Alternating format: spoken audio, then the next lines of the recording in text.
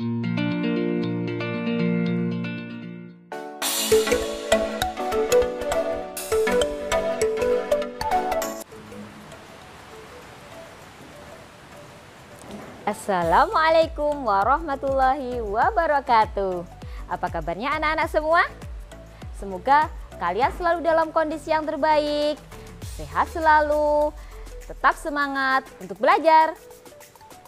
Jumpa lagi bersama dengan Bu Desi. Hari ini kita akan melanjutkan pembelajaran IPA. Sebelum kita mulai pembelajaran, kita berdoa terlebih dahulu. Berdoa mulai. Bismillahirrahmanirrahim. Raditu billahi robba wa bil islami dina wa bil muhammadin nabiyya wa rasula. Rabbi zidni ilma warzuqni fahma. Amin. Semoga dengan doa tadi Allah memberikan kemudahan kita belajar dan memberikan kebarokahan ilmu yang kita dapatkan. Anak-anak, pertemuan sebelumnya kita sudah membahas tentang sifat-sifat cahaya. Masih ingat kan? Nah, hari ini kita akan melanjutkan pembelajaran tentang macam-macam cermin, sifat bayangannya, dan juga membahas salah satu jenis lensa. Anak-anak, kita akan memulai pembahasan kita tentang cermin. Cermin merupakan benda yang permukaannya halus dan terbuat dari kaca bening. Permukaan cermin biasanya dilapisi oleh lapisan perak, sedangkan pada lensa tidak. Karena permukaan cermin dilapisi oleh perak, maka dia bisa memantulkan cahaya yang mengenainya.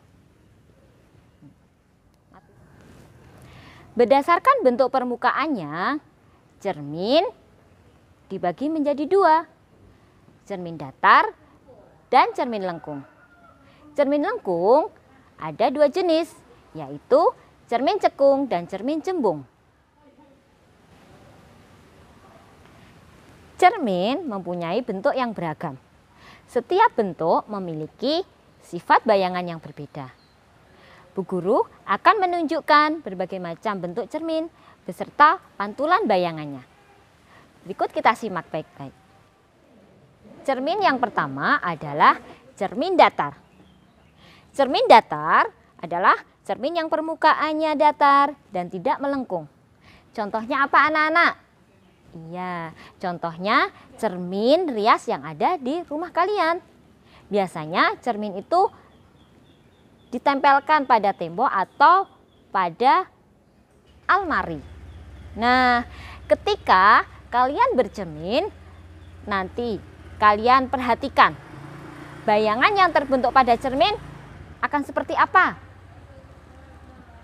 Iya, ternyata kalau kita melihat bayangan kita pada cermin, bayangan itu ukurannya besar dan tingginya sama dengan benda. Kemudian yang kedua, jarak bayangan benda ke cermin sama dengan jarak antara bayangan ke cermin. Kemudian yang ketiga, kenampakan bayangan akan berlawanan dengan benda. Misalnya, tangan kanan kalian nanti yang terlihat di cermin adalah tangan kiri bayangan. Jadi akan terbalik kiri dan kanan. Kemudian yang keempat adalah bayangan tegak seperti benda.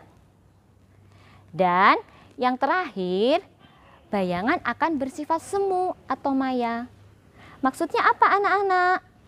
Bayangan itu dapat dilihat di dalam cermin, tetapi tidak dapat ditangkap oleh layar. Yang kedua adalah cermin cekung. Cermin cekung adalah cermin yang bidang pantulnya melengkung ke arah dalam atau berbentuk cekungan. Contoh cermin cekung itu pada permukaan dalam sendok. Sifat bayangan yang terbentuk pada cermin cekung itu tergantung dari jarak benda ke cermin. Jika jarak benda dekat dengan cermin cekung, maka sifat bayangan yang dihasilkan akan bersifat tegak, lebih besar, dan semu. Jika benda jauh dari cermin, maka bayangan benda yang terbentuk bersifat nyata dan terbalik. Coba kalian bisa praktekkan dengan menggunakan bagian dalam sendok. Coba ya anak-anak, kalian praktekkan di rumah. Cermin yang ketiga adalah cermin cembung. Cermin cembung adalah cermin yang permukaan bidangnya melengkung ke arah luar atau berbentuk cembungan. Contoh cermin cembung terdapat pada spion mobil. Atau kalian bisa menemukan contohnya pada cermin besar yang biasanya terdapat di pertigaan jalan. Kalian di rumah juga bisa menemukan cermin cembung itu permukaan luar sendok. Sifat bayangan yang terbentuk dari cermin cembung adalah maya, tegak, dan diperkecil. Coba nanti kalian di rumah juga bisa praktek dengan menggunakan bagian luar sendok. Bayangan yang akan terbentuk akan terlihat di sana. Selamat mencoba anak-anak.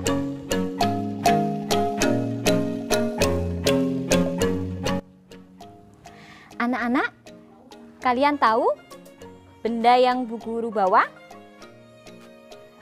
Kalau anak-anak yang pernah ke tukang servis jam pasti akan tahu. Benda apa ini? Iya, ini namanya loop. Loop disebut juga dengan kaca pembesar atau suryakanta. Loop merupakan alat optik yang terdiri dari sebuah lensa cembung. Digunakan untuk melihat benda kecil supaya tampak lebih jelas atau lebih besar dari ukuran yang sebenarnya. Nah, alat ini tadi ya yang Bu Guru sampaikan sering digunakan pada tukang servis jam atau pada percobaan-percobaan di sekolah. Anak-anak, Bu Guru akan menunjukkan tulisan yang dibaca tanpa menggunakan loop dan dengan menggunakan loop. Perhatikan baik-baik. Coba anak-anak perhatikan tulisan ini. Ini tulisan tampak kecil ketika tidak dilihat dengan loop. Coba ketika Bu Guru akan melihat dengan menggunakan loop.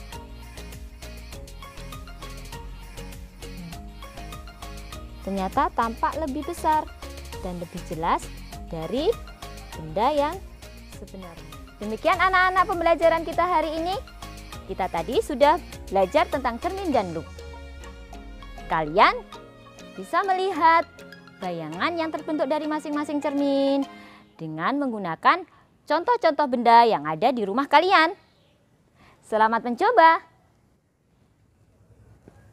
Marilah kita tutup pembelajaran kita hari ini dengan membaca hamdalah dan doa penutup majelis.